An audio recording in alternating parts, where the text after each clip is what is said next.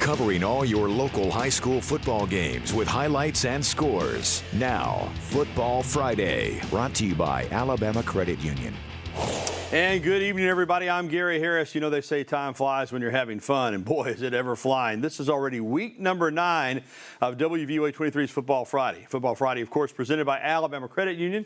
Visit alabamacu.com to learn more. Alabama Credit Union, loans for real life. Well, Football Friday is an hour again this season, and we have highlights tonight from 14 high school football games for you, plus all of our great features like our complete Bank First Football Friday high school scoreboard, our Football Friday Band of the Week, our premier service company Outside the Huddle feature, Rodney Orr's recruiting tales, behind enemy lines, around the SEC, and even more. And we begin, as we do most weeks, with our DCH High School Game of the Week.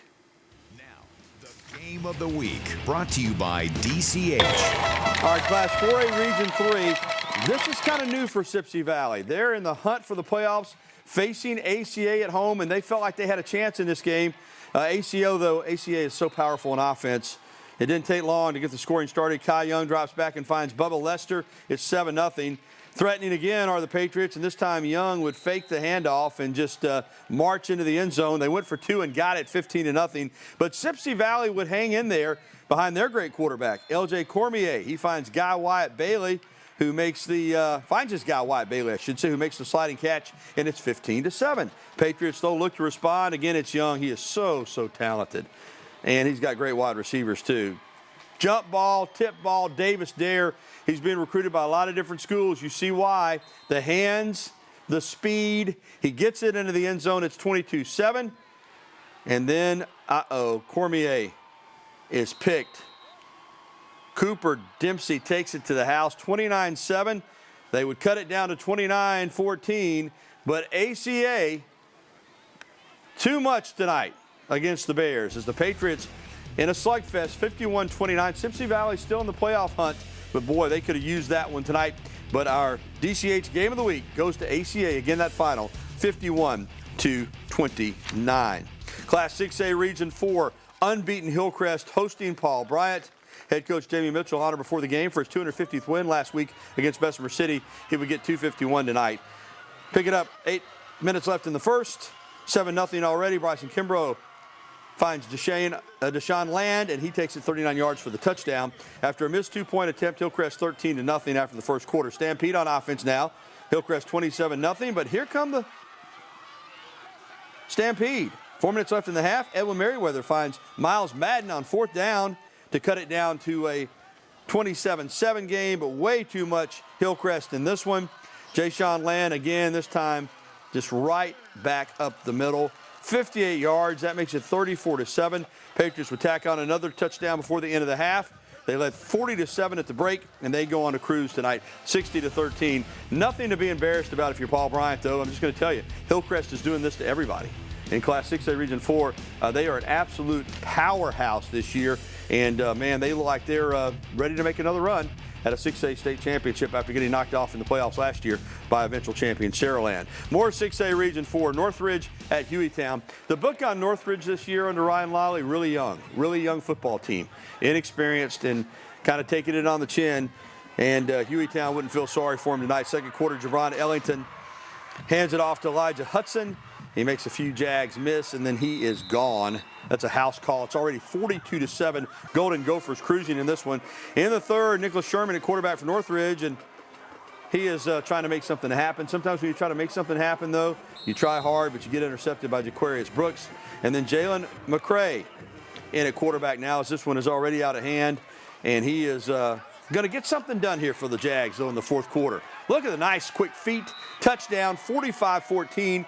And Northridge fought all the way, but as we check out the final, that would be it, 45-14. Again, Northridge very young, not making any excuses, just stating a fact. Hueytown looks to be the second best team in the region behind Hillcrest right now. All right, more 6A Region 4. Brookwood traveling to McAdory tonight to take on the Yellow Jackets. Going to pick it up in the second quarter. Jacob Blocton in at quarterback for McAdory, and he is going to find Tavares Coles, who has reservations for 6. That is a touchdown. Yellow Jackets PAT is good. 7-0 the score. In the third quarter now, McAdory in the red zone, and it's Clopton with the handoff to Noah Smith. He goes right back up the gut for 6, 14-0 McAdory. Well, that's actually still in the first quarter. Let me get my quarters right here. But McAdory starting to build a lead. And then it's Blocton to Coles, 21-0 Yellow Jackets. And Yellow Jacket power was on display tonight, back in the red zone in the second quarter. And it's Carrington Daniel is going to be open, and Blocton is going to find him right there. 28-0 in the first half, and it's all McAdory tonight as we check out the final. 42-6, the Yellow Jackets take it over the Panthers this evening over there in McAdory. All right, we're going to just stay with the 6A Region 4 theme. Central traveled to Bessemer City tonight to take on the Purple Tigers. We were there on the field for this one. Falcons driving early. David McNeil calls his own number and gets it across. As he gets it across for a touchdown. Bessemer City, though, comes back. Christopher Whitsitt, the quarterback for the Purple Tiger, scores. But here come the Falcons again.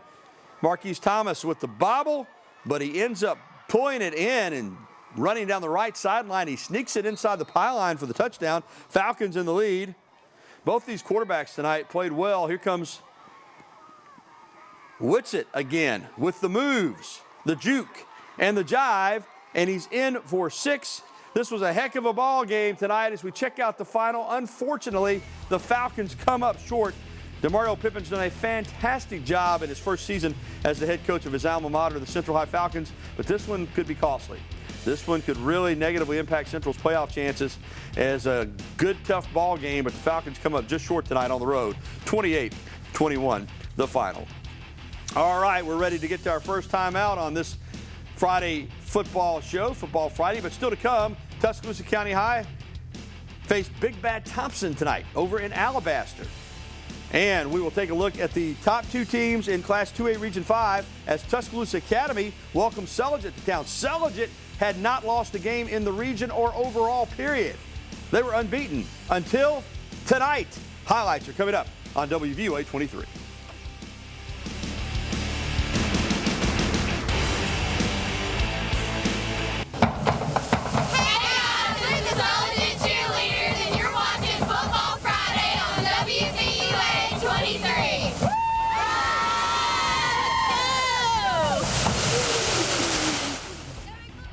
The Sulligent cheerleaders welcome us back into Football Friday on WVUA 23. I'm Gary Harris, and speaking of Sulligent, that's where we're going to hit right now. Let's go back to the highlights. Staying in Tuscaloosa, but Sulligent in town to take on Tuscaloosa Academy, 2A Region 5. Sulligent came in unbeaten overall, and TA came in with just 1 region loss, so this was a big one.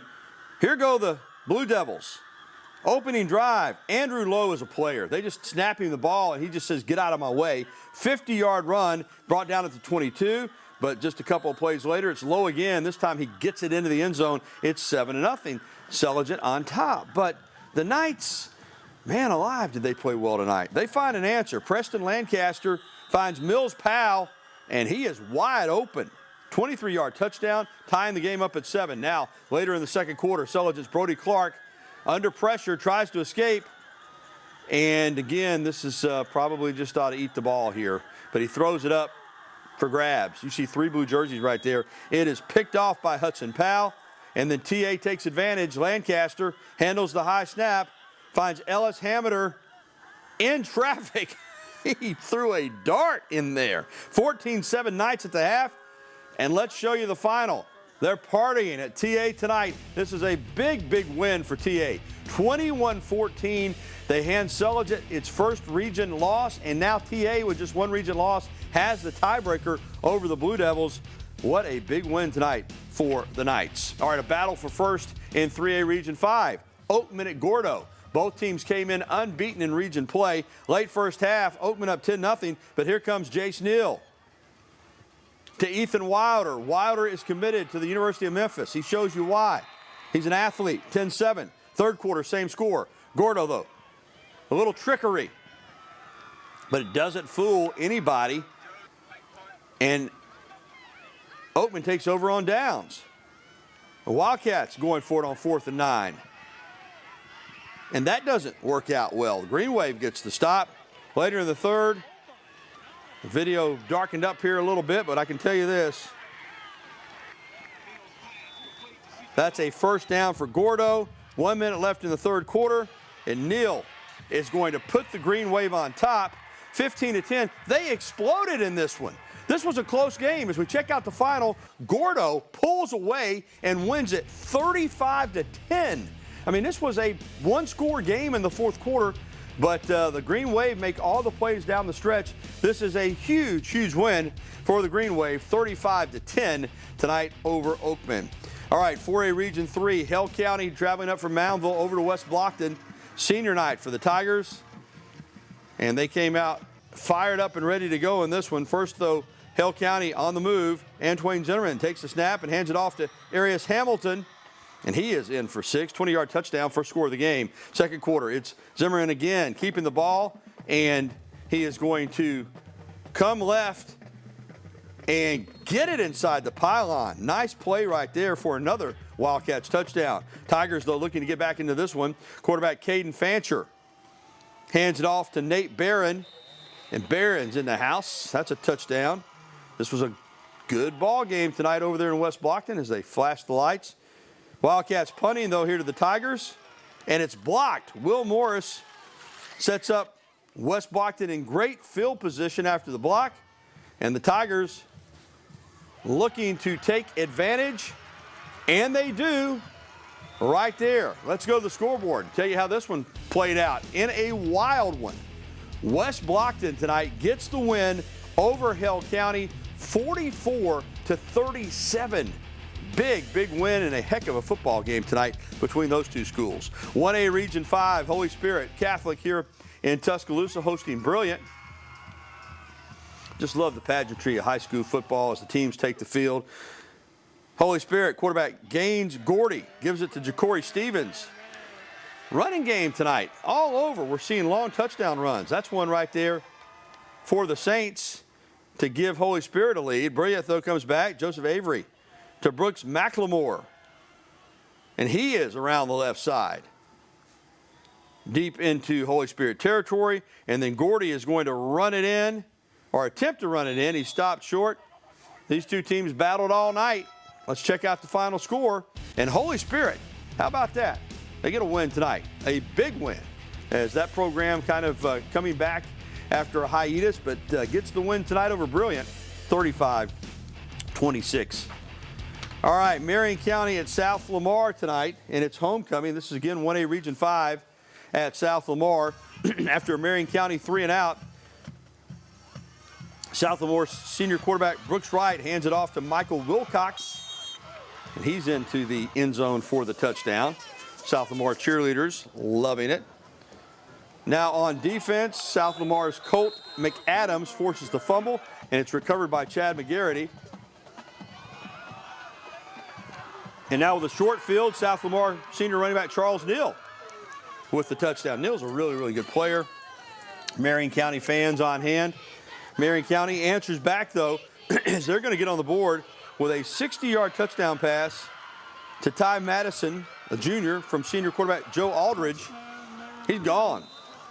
Point after touchdown was good, and the fans getting into this one. And here you're going to see a big defensive play, and that's going to set up Neal for another touchdown run from 20 yards out. And let's check out the final, as that puts South Lamar up, and they would cruise in this one, 48-15, the final score. All right, we have more highlights to get to here on WVUA 23's Football Friday, including Hoover trying to build some late season momentum. But first, the Tuscaloosa County Wildcats' chances of making the Class 7A playoffs took a hit the last couple of weeks, but they aren't out of the playoff picture yet. A huge upset at Thompson, though, was needed tonight to keep them in the chase, and that is always a tall order. Against the odds, County High trying to shock the world tonight. We'll have the highlights when we return.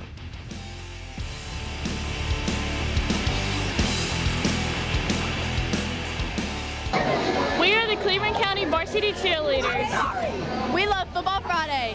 You're watching on WVUA 23. The Kid Box!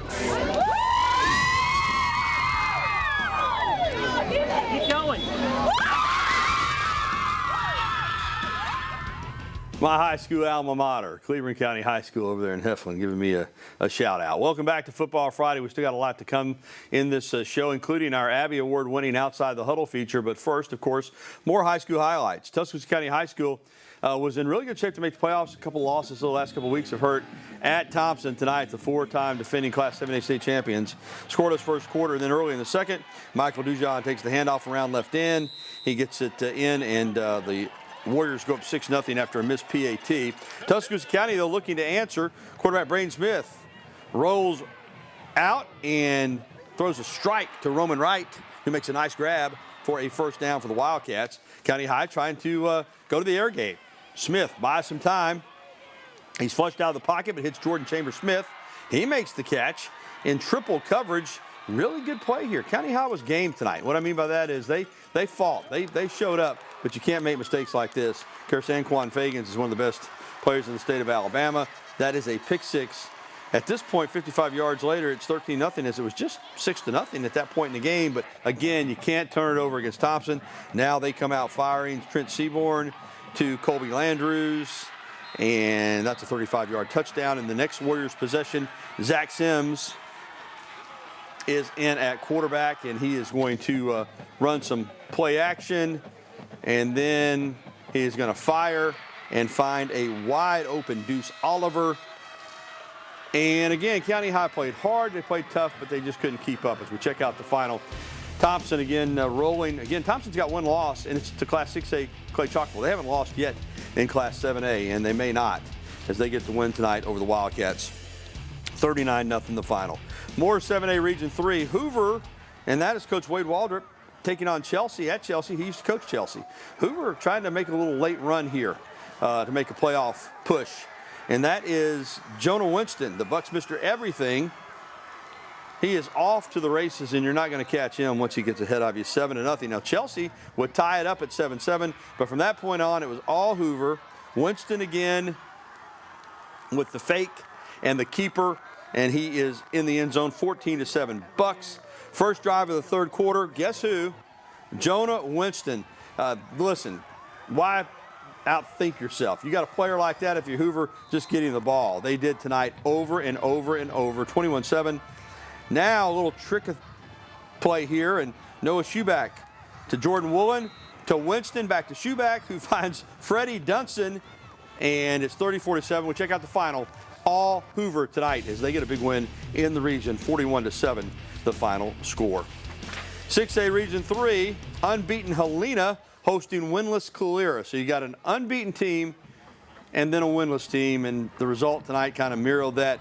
First drive of the game, Helena offense, Carson Acker flushed out, and the Eagles pass rush coming into play as they get a play there, but it's not enough to keep the Huskies out of the end zone. They drive it down. Dominic Santiago in for 6. It's 7-0 after the PAT. Huskies get the ball again after a 3-and-out. Acker finds Travis McDaniel down to the 11. And then it's one of the best backs in the state. I mean, Jordan Washington is a load. He shows you why right there. 14-0. Huskies on top. Second quarter, first and goal. Who else? You guessed it. It's Washington again, just walking into the end zone. Helena scores touchdowns on their first 3 drives, and they dominate Calera on senior night. As you check out the final score, you see it was 49-0. Pretty predictable result there. Helena remains unbeaten on the season. Some Alabama Independent School Association action. We were up in Carrollton tonight as Pickens Academy played host to Banks Academy. Second play from scrimmage, Banks quarterback Perry Gerald looking for Coleman Camandre, and he's got him. That's a touchdown. They go for 2 and get it, and the Jets go up 8-0. Pickens Academy trying to get back in this one. Johnson Lane. And Lane weaves through the traffic and down to the 30-yard line for a first down. But they would not score, and then when the Jets get it back, Jarrell finds Jaden Stevens, and he is going to be off to the races. Touchdown-saving tackle right there at the Pirates' 25-yard line, but the Jets would get it in. Isaac Smith, the touchdown, 15-0 at the end of the first quarter. And as we go to the scoreboard, we will see that it was all Banks Academy tonight over in Carrollton as they beat the Pirates of Pickens Academy 34-6, the final score tonight. Well, when we come back, our Football Friday High School Band of the Week, plus all the scores. We're going to check in on that Bank First High School scoreboard. We'll run them all down for you when Football Friday continues right after this on WVUA 23.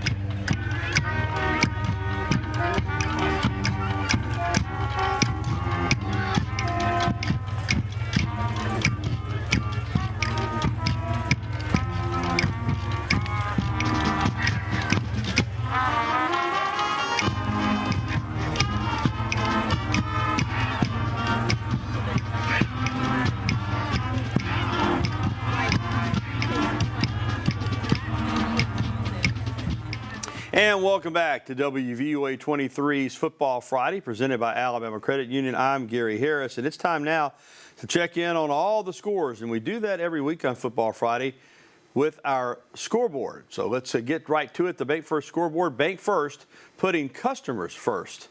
All right, let's run them down for you. And it was Northside going on the road to Dora tonight, and the Rams unfortunately come up on the short end, 41-27. Bibb County, no problems with Dallas County.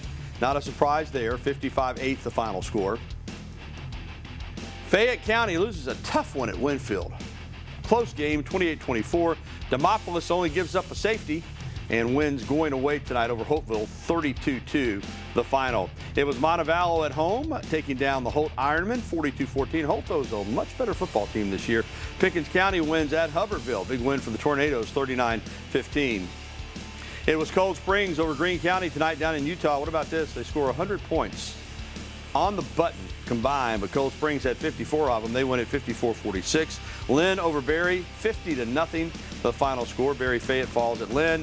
It was Alabama Christian at Greensboro, 45-8. Aliceville wins a wild one over Winston County. Yellow Jackets will take it, 44-42. Oak Grove doubles up Cordova on the road, 42-21. In midfield, blanks Carbon Hill, 58-0.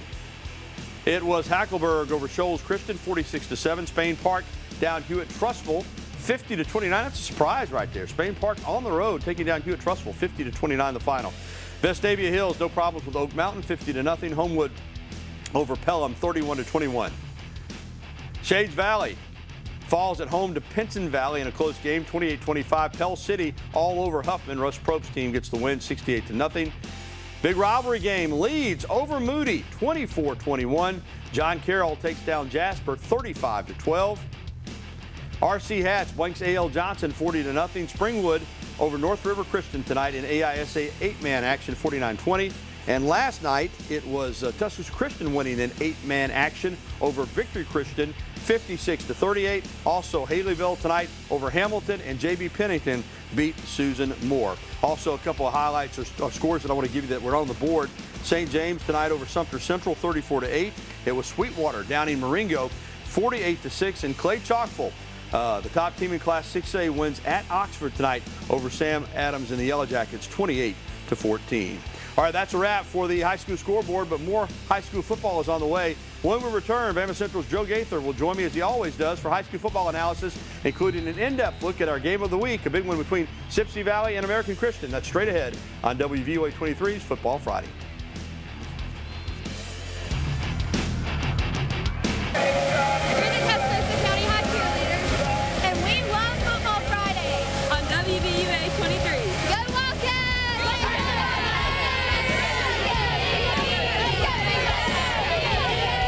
Love our cheerleaders, presented each week by Pool and Patio Center. I'm Gary Harris, joined now by Bama Central's Joe Gaither, high school analysis in our game of the week. Joe, tonight it was Sipsey Valley hosting American Christian. And listen, Sipsey Valley is a really improved football team. Absolutely. Man, they lost a tough one at Montevallo, but they had a chance tonight to take a big step. And they battled hard, hung in the game in the first half, but ACA just too much firepower. And LJ Cormier, the outstanding quarterback for Sipsey Valley, when you're behind, you know you got to make plays. Sometimes you press a little bit, couple of pick sixes there, and in the end, ACA pulled away. Oh, absolutely. So Sipsey Valley was driving in the second half to cut it to a one-score game, and unfortunately, it was an error an Eric Hines pick 6 that opened it back up to 3 scores. And so it was all Kai Young passing to Davis Dare and Bubba Lester, and then using running back Jacob Willingham to basically kind of ice out the Sipsey Valley Bears. Yeah, this ACA offensive attack, Young is all, don't get me wrong, he's already really good, but he's one of these guys that when you watch him, he just gets better every week. Certainly, he was avoiding the pressure tonight. He didn't make any crucial mistakes. He really didn't get sacked a whole lot.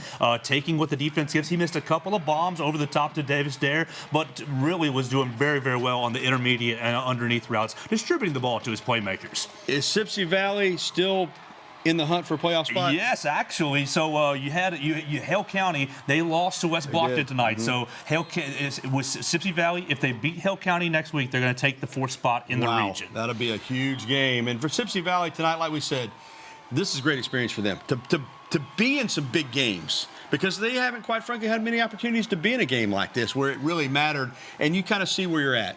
Absolutely. And LJ and the offense, they played and battled throughout the entire game, the second half especially. You got to give them a lot of credit for not folding. They scored a lot of points in the second half to try to stay in the ball game. It was just never really in reach after the second interception for a touchdown. And Davis Dare and all those weapons, they took control. All right, another big game we want to talk about. Boy, TA, I got to be honest with you, I didn't think that they would beat Sulligent. Sulligent rolled in here undefeated in the region and overall. Tuscaloosa Academy had something for him tonight. Coach Wright's squad is just, they're tough. I mean, they ended up scoring early and then a defensive stand at the end to basically seal the deal. And they've acquitted themselves quite well since moving into AHSAA, their second year, and they're making noise in that 2A region. Absolutely, and this was a huge win tonight. Again, Sulligent was unbeaten on the season, and the Blue Devils, look at Preston Lancaster. Yeah, stand in that pocket, step up, and throw a strike. I mean, he's a really good quarterback, and big win for TA. And as we come back to camera, one more game to mention, and that was Gordo against another unbeaten team, Oakman. And late in the game, this was a close game, and Gordo just down the stretch blew them out. Absolutely. They went 28-0 in the second half. They took a 10-7 deficit and turned it into a 35-10 win to win 3A Region 5. So that's their second year in a row winning the region. And our good folks over at Sipsey Valley, we love you. We love you. You got to get some self-service out there, okay? It's just, I kept waiting for Joe's updates, and they didn't come because he couldn't get them out, okay? Let's get some Wi-Fi. Let's get something out there. But great night, Joe. Appreciate it, man. Love you, Gary. Thanks so much. All right, when we come back, Outside the Huddle, when Football Friday returns right after this.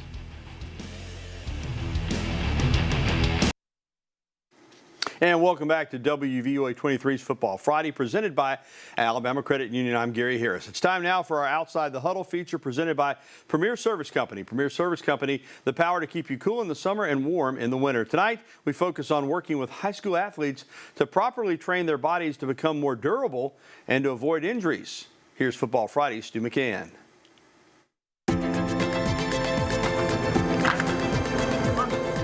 Practice is the art of assimilation. The best way to prepare for game day is to create that atmosphere, the look, sound, feel, and emotions in advance.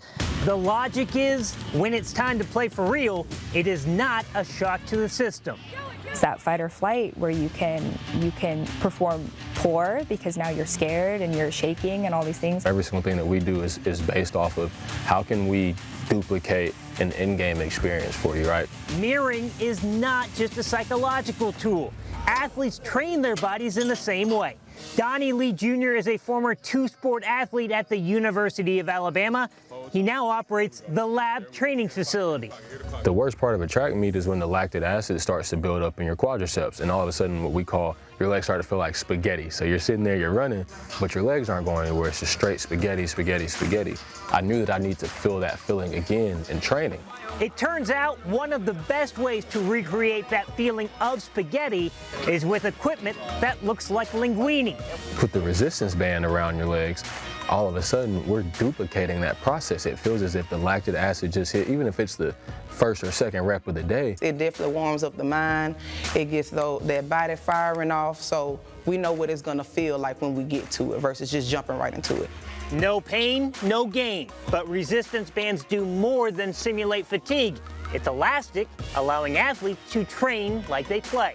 So they do a lot of cutting and shifting, and sometimes you can't help it just because you have somebody 300 pounds landing on the ankle. Those are some things we just can't help. But if they can get it strong enough, then we may be able to reduce it so it won't be as bad of an injury if it does happen.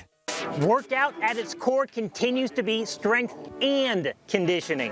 Teams at Paul Bryant High School spend 1 week of the month on resistance work. It serves as a complement to the classic workout routine in the same way that these bands help target muscles that complement the groups that are more front and center.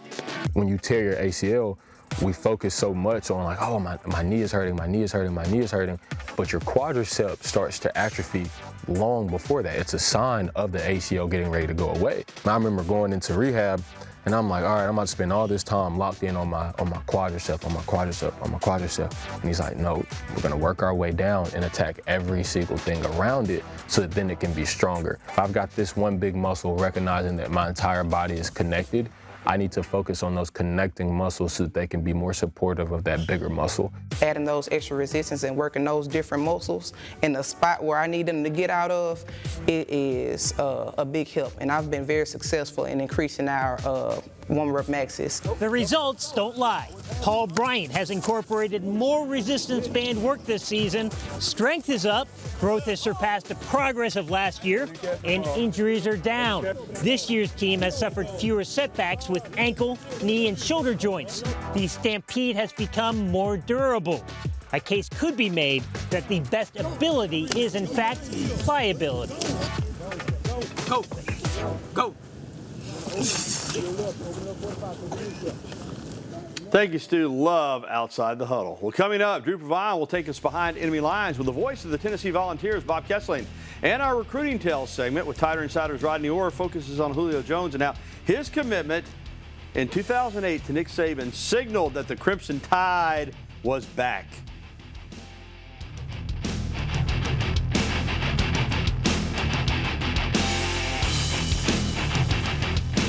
We're the Oakman High School Visual Ensemble. We love Football Friday on WVUA 23. Go Eagles!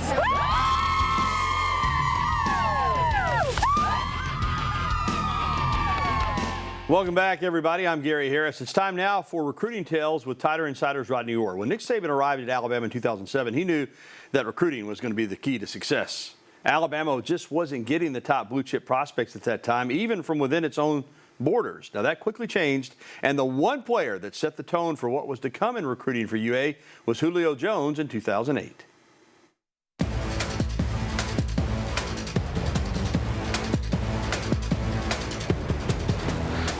Julio, obviously was probably the #1 receiver in the country, one of the top 5-10 prospects overall, and really before Saban got here, Alabama didn't have a chance. He was probably going to Oklahoma. And when Saban got here, he certainly made Julio a top priority. Julio was not only perhaps the #1 receiver in the country, he's one of the top 5 or 10 recruits in the country. So I'm going to the University of Alabama. And when they got him, kind of turned around everything. I think that most of the top players in the state, said, Julio's going to Alabama, and they began to follow suit over the next few years. But I would say Julio was the first guy that made that kind of impact.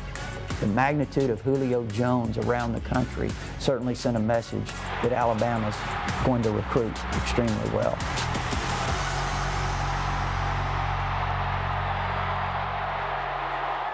Julio, a special player, now in his 13th NFL season. He signed with the Eagles this past week. Well, now it's time to get the scoop on the Tennessee Vols from the voice of Tennessee football, Bob Kessling. Football Fridays, Drew Provine takes you behind enemy lines. As the third Saturday in October approaches, it's setting up to be a marquee matchup with big-time SEC implications for 11 Alabama and 17 Tennessee. But the voice of Tennessee football, Bob Kessling, says in order for the Vols to have success, they will need to have the impact in the air attack that they've had in recent years, and especially from their signal caller, Joe Milton. Throwing it is not the problem. It's been the accuracy and the timing. And for whatever reason, it's just not clicked timing-wise, tempo-wise, and all those type things. That's what this offense is missing. In the past, what they've wanted to do, spread you out, count the numbers in the box, and if they got the right numbers, then they run the ball. And if you don't make an adjustment, then they run it again. Then when you make the adjustment, that's when they try and throw it over your head. But they just have not had that ability to throw it over people's heads yet, and that's where they're kind of really looking for. But The ability to do it is there. The opportunities have been there to do it. They just haven't done it. And I'm sure that Tennessee will take a long, hard look at the Texas film to see how Texas got those receivers wide open. But they've got to get to Joe Milton and put pressure on him. And it's been proven in the past when you kind of pressure Joe and make him make some decisions, especially with his feet, that's when Tennessee's offense has bogged down a little bit this year. Well, last year, Knoxville, Alabama lost to Tennessee on what was a high-scoring affair, with both teams combining for over 100 points and 1,100 yards of total offense. But Tennessee has seen a swing in intensity on the defensive side of the ball, especially from their defensive line. They've been able to rotate guys and keep them fresh, and that has been a big aspect of this team, that in the fourth quarter, when a lot of defenses are wearing down, Tennessee's defense is still pretty strong. It's an experienced defense, and they have played very fast and very physical, and they've been playing in the other team's backfield most of the time. So they've been able to get pressure on the quarterback with their down linemen. They have not had to blitz a lot of linebackers, and they've been able to get to the quarterback or at least pressure him. And they'll try and do that with Milroe, too, on Saturday. They'll try and make sure that they get to him, keep him in the pocket, and not let him escape and make those big plays on the run. Kessling says if both teams want their desired outcome, it will come down to penalties. And the play from the offensive line will determine the game on both sides. It's going to come down to penalties. I mean, one of the reasons Alabama lost last year is because they had so many penalties. They couldn't overcome those penalties. Which team can protect their quarterback? And I think both teams have some legitimate concerns about protecting their quarterback and making sure that they have time to operate the offense. And as it usually does in this game, it's going to turn out who can run the ball. It's up to Bama to stop the Tennessee running game if they can, and we'll see how that plays out. But I expect it to be a close game. I expect it to be hotly contested. I don't think either team right now offensively is good enough to make this game a blowout. I think it's going to be a close game. I'm not sure that either team's going to be able to pull away. Coming up on Football Friday, Sam Hawley will take us around the SEC. And Tennessee head coach Josh Heupel understands the challenge of defending and trying to slow down Crimson Tide quarterback Jalen Milroe. That's straight ahead on this edition of Football Friday on WVUA 23.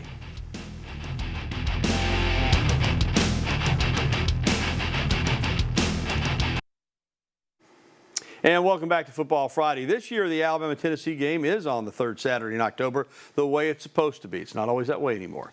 The Crimson Tide will welcome the Volunteers to Bryant-Denny Stadium for a 2:30 kickoff inside Tuscaloosa's Bryant-Denny Stadium, as I said, on CBS as the television. Now, last season, Tennessee stunned the Crimson Tide in Knoxville 52-49 to snap a 15-game losing streak against the Tide. That game left a bitter taste in the mouths of Alabama players. I've been trying to take it week by week. I'm definitely excited now that, this past weekend is over. But, yeah, it still leaves a bad taste in my mouth. I think number one thing we have to do is look in the mirror, look at some things that we need to improve on to help our team win, help our team be successful and ultimately win. But, a lot of things we can learn, a lot of takeaways that we can have to approach this week. But number one thing we have to do is just fix some things from last week and improve as much as possible today. Now, Tennessee's been about offense since Josh Heupel got there, but this year it's the Volunteers' defense that's earning the praise, but still they'll need another great defensive effort if they're going to slow down Jalen Milroe. Coach Josh Heupel spoke this week about what his defense will need to do to try to contain number 4. Yeah, he's made a bunch of plays from inside of the pocket, pushing the football down the football field. His ability, if you don't have rush integrity to get out and make plays with his feet, is something that pops out on the tape. And then he obviously, like when the ball's in his hands and he's a part of the run game, he's dynamic. So he's somebody that you got to have bottled up, every snap. He's a dynamic playmaker. And elsewhere in the conference on Saturday, Auburn will try to slow down Ole Miss in the lane train at Jordan Hare Stadium. Football Friday, Sam Hawley takes us around the SEC. Ole Miss travels to Auburn for a pivotal SEC West matchup. These two coaches were in contention to be Auburn's head coach this offseason, and it felt like a done deal that Kiffin was going to be Auburn's next head coach until he responded to this tweet from WCBI reporter John Sokoloff. Freeze, on the other hand, used to be the Rebels coach from 2012 to 2016 and departed after a scandal stemming from recruiting violations. He faced the Rebels in Oxford back in 2021 while he was the head coach at Liberty, but this will be his first head-to-head matchup with Ole Miss as an SEC head coach. LSU versus Army. It's the first matchup between these schools since 1931. In a game, Army defeated the Tigers 20-0. This year, LSU is 5-2 with one of the best running games in the country. They'll look to take advantage of the Black Knights' rushing defense that's allowed 175 rushing yards per game. While the Tigers are looking for the victory, they will honor the troops on Saturday by painting their end zones in a special camo look. It's rivalry week in Columbia as Missouri hosts South Carolina in the battle for the Mayor's Cup. Missouri has won the last 4 matchups and last year defeated the Gamecocks 23-10. South Carolina is 2-4 this year and is coming off a loss against Florida. After the game, head coach Shane Beamer broke his foot in frustration of last week's loss. I was frustrated and kicked something that I shouldn't have kicked and thought I was okay, but journaling of the game wore off. And before anybody starts the narrative like the head football coach is frustrated and lost his poise and all that, no, I care. We'll see if the Gamecocks can bounce back this week and avoid their 3rd straight loss. That's it from around the SEC. I'm Sam Holly with Football Friday. Thanks, Sam. And let's check in now with WVUA 23 Chief Meteorologist Richard Scott for your game day and weekend forecast. All right, those local high school football games are wrapping up across the local region. Let's talk about the weather. Heading into the weekend, dry weather will be with us. No rain at all for Saturday or even into Sunday as well. Maybe some high-level cirrus clouds coming in late into the afternoon on Saturday, so that may filter out some of that late-day sunshine. But overall, we're looking at dry weather conditions. So how about some college football? Alabama taking on Tennessee at Bryant-Denny.